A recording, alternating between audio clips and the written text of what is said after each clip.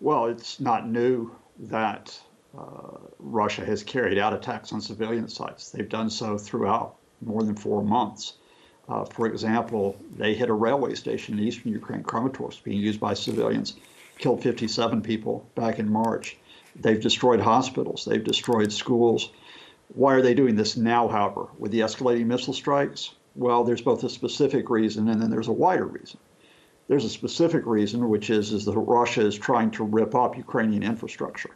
So they're trying to hit not only rail lines, they're trying not only to hit grain warehouses, they're trying to hit residential areas, combining the attacks on infrastructure with terrorizing of civilians. And then there's a specific over the last few days, which is Russia times these missile strikes when you have international intervention. Back in March, when Joe Biden gave a speech in Poland to signal the U.S. interest in the Ukraine war, the Russians hit Lviv in the west of Ukraine with missiles. When the UN Secretary General was in Kiev at the end of April, on the very same day, the Russians hit the capital with missiles.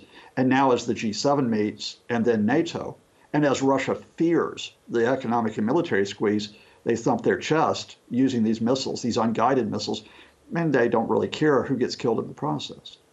As you say, Scott, it appears to be a message to G7 leaders meeting in southern Germany and then NATO leaders as well. What effect has it had on leaders united against Russia's invasion of Ukraine?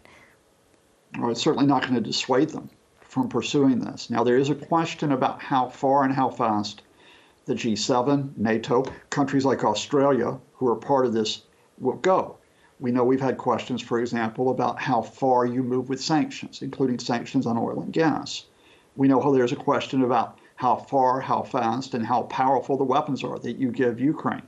But the fact is that you are seeing movement on both the economic and military fronts.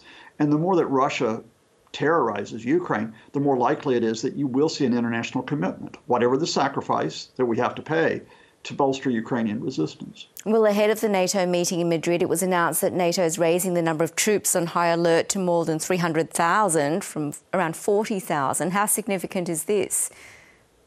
Well, it's a significant move because it's the largest, as it were, alert status that we've had in decades. But I think there's a wider significance here for all of us, and that is it's really a sign that NATO, G7, Europe, United States, other countries, Australia, they realize that this is going to be a protracted conflict. Unless Vladimir Putin dies tomorrow, it doesn't matter if he may be defeated on the battlefield, he will pursue this for months and even years.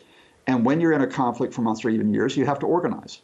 You have to organize not only what you do in terms of helping Ukraine, but you have to organize the defense of other countries, the Baltic states, Poland, for example, and you have to organize your own societies in terms of food, energy, and other goods.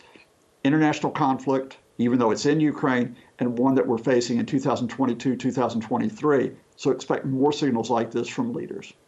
What else can we expect from the NATO meeting beginning today? I think you will have a big emphasis really on the collective defense approach, which is, as we've just mentioned with the troops, that you'll have the positioning of equipment, which will be from the Baltic states all the way through that Eastern European corridor, that you, of course, cannot put your own troops into Ukraine, that NATO cannot put its own basically substantial weapons in Ukraine as a collective organization, but countries involved in NATO will be looking to do so. And of course, you have the specific issue about the expansion of NATO.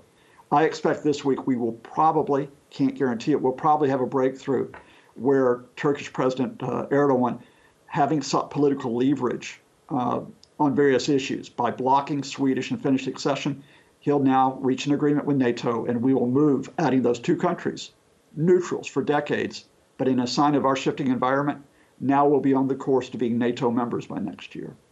And meanwhile, Scott, how much will China feature in these talks?